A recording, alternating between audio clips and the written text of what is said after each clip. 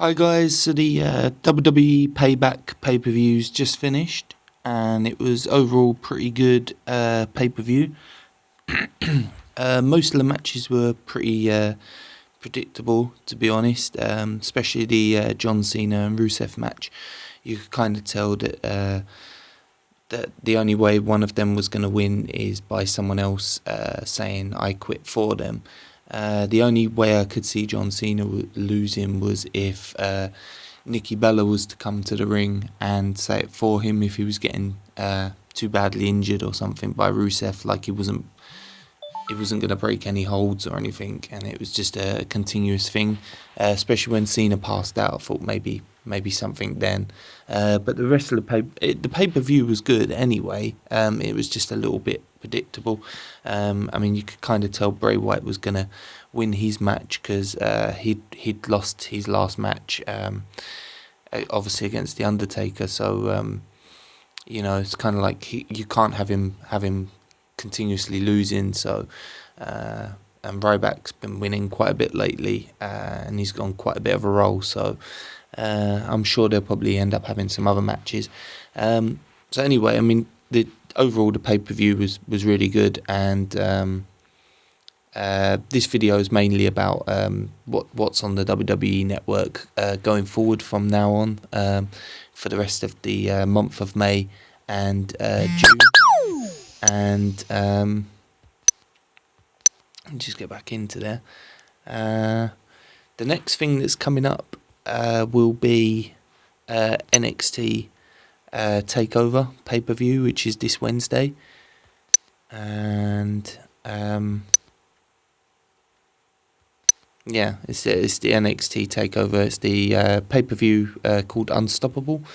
They have one every about 3 months or so, and if you haven't watched NXT before, I'd highly recommend watching it. It's the weekly show is very, very good, and some of the younger wrestlers that are coming through are really, really good.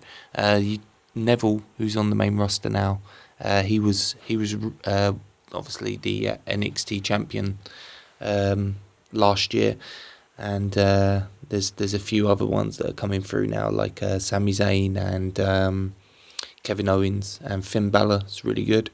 Even the Divas are really putting on some really good matches, and I really do like Becky Lynch. She seems like she's got some really good submission moves.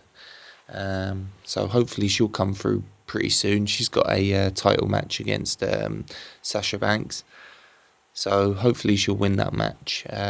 Because out of all of the divas, I think she's the one that's kind of improved the most in the time that I've been watching NXT. Anyway, I think she deserves a run with the title. Then after NXT, there's a bonus pay-per-view this month, which will be Elimination Chamber. It was originally a normal pay-per-view that happened in February, but they kind of replaced it with a different pay-per-view this year, Fastlane. As you can see there, Fastlane 2015, and Elimination Chamber's been around for the last 4 or 5 years or whatever, but just not used this year, and I'm a bit surprised, to be honest, because it's probably one of their better pay-per-views after their main ones like WrestleMania and Royal Rumble and Survivor Series, SummerSlam. That and sort of Money in the Bank are probably the next best ones, because they've got a gimmick to them. And I remember reading something quite a while ago that said about WWE liking to have a gimmick with their pay-per-views each month that sets them, makes them stand out. From other pay-per-views each month. So, like the Money in the Bank, you have the briefcase match with the title match inside the briefcase. So as you can see there, Elimination Chamber. Last one was last year. So they're bringing it back this year. It's on May 31st. and so it's the second pay-per-view this month, but it's only exclusive to the WWE Network, so you need to subscribe. But luckily, if you've never subscribed to the WWE Network before, it's free for the whole of the month, so you'll get that pay-per-view, and you can watch Payback as well. That'll be added at some point in the next day or so to the sort of to the history on there, so you can watch any of those old pay-per-views and stuff. So there's I think pretty much every title's going to be on the line as well, from what I've heard, except from the Divas one, but that might change. But all the other ones, even the tag team titles. So for the first time, there's going to be an elimination chamber with tag team titles there. So that'll be interesting to see how that's going to work, because it's never happened before. The WWE title match, I can see it being the four guys we had in the main event tonight, which was Randy Orton, Seth Rollins, Roman Reigns, and Dean Ambrose, and probably someone like Kane, and maybe the Big Show being added to that, because you need to have six. So I can see them two being added, and obviously they're building to something a bit more with Kane. It looked like he was on their side tonight, but I think it's being built up in the long run to have Kane face Seth at some point, and maybe go back to the old Kane, the masked Kane, because it seems to be what everyone wants. So I can't see why not. Like, give him one more run as the old school Kane. So you got two more pay-per-views basically this month. You got the NXT Takeover Unstoppable pay-per-view, and you've got the Elimination Chamber.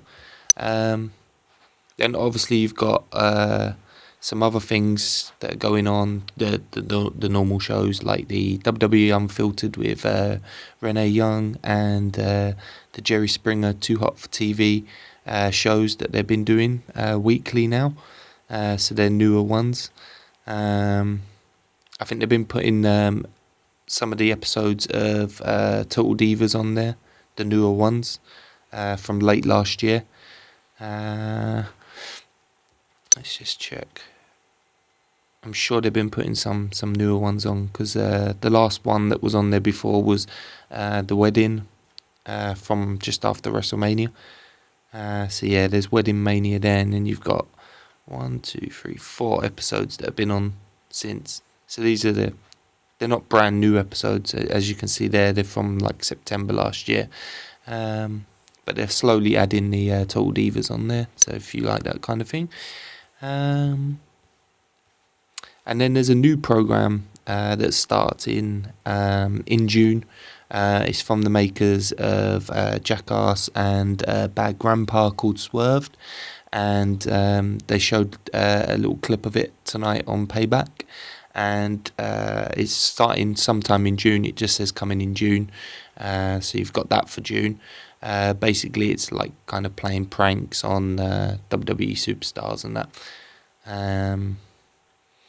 So you've got that starting, and also at the beginning of June, June 1st, it's Monday. That's going to be the Stone Cold Steve Austin podcast with Paul Heyman. So that's on the 1st of June, straight after Raw. So that should be quite a good interview, as long as it's not too scripted and they let them talk about whatever they want to talk about, and it's WWE don't get too involved, and let Stone Cold ask whatever questions he wants, then and let Paul Heyman answer pretty much the questions how he wants to answer them. Then it should be a really good interview. So there's that to look forward to. So it should be a really good interview. And then June 14th is the Money in the Bank pay-per-view.